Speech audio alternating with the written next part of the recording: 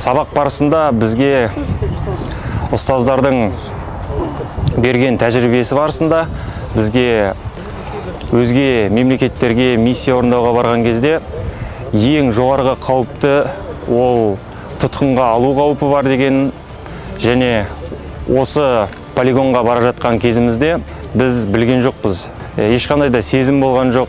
Бәрі тұтқиылдан бізді тұтқынға алды.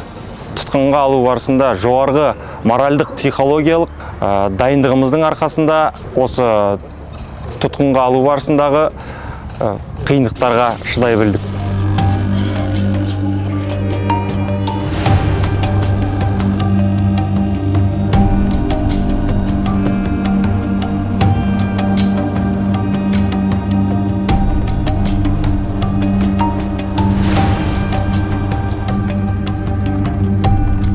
Бітімгершілік операциялық орталығы базасында Біріккен ұлттар ұйымының әскери бақылаушылары пилоттық курсы біздің Қазақстанда бірінші рет өтуде.